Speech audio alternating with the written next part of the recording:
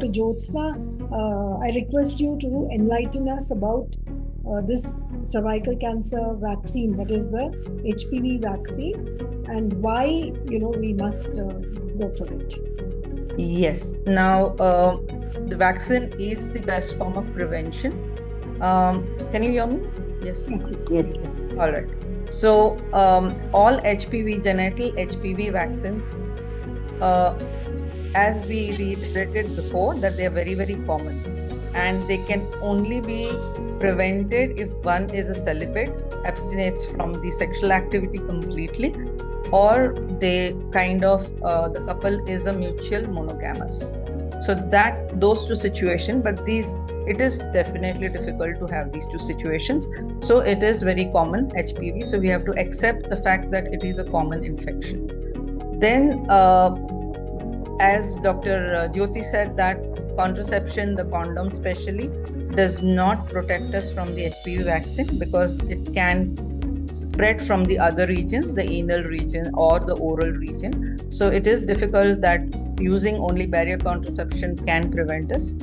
Third thing is, as said earlier, that most of the infection is asymptomatic, no symptoms, no warning signs. So person does not know that they have got it. Other thing is routine screening of the pap smear, though it is 3 yearly and 5 yearly, one may not adhere to it. And in developing countries like India, large-scale routine screening is very difficult to achieve.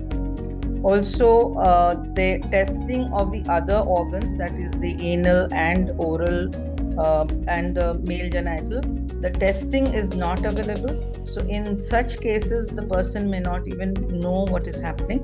So keeping all these factors in mind, vaccination would be the best form of prevention, and it's highly, highly recommended. And what would be the schedule? How should we take it? It's not part of our national immunization program, is it? It is not a part of national immunization, and people, I think, are going to work on it definitely, because it is mandatory. Quite a few countries across the world have made it mandatory, and they have seen the changes and seen that the incidence of the cancer has come down. So it is high time that India reacts in response to such a thing, and probably they are working on it. So what is the schedule? How do we give it? What are the types of vaccines available? So the vaccines which are available across the world, there are 2 strains vaccines. The most common strains are the ones which are 16 and 18.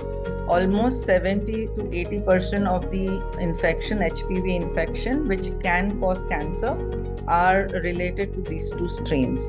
So they can come as a vaccine with just these 2 antigens of 16 and 18.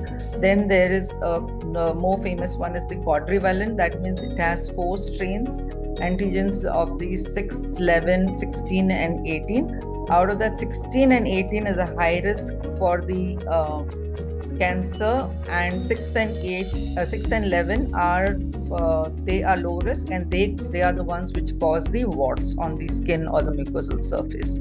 So they prevent the warts as well as the cancer causing virus.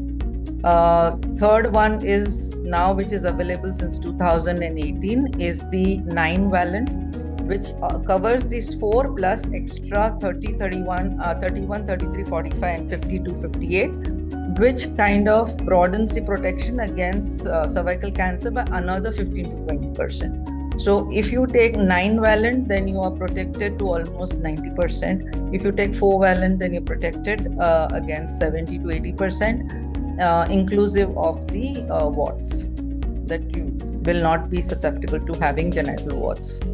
Next. And the schedule, is it a single dose? Is it... Yes, in India, 2 things are available, bivalent as well as the 4-valent ones. Also now, the Serum Institute of India, Pune, has come up with a vaccine which is quadrivalent, that is 4 strains, Cervavax. Definitely the cost is low. Only thing is they've not studied whether just 1 vaccine is enough or the series of 3 vaccine. The schedule has to be followed the same as the other vaccines. So the schedule is for the girls between 9 to 14 years.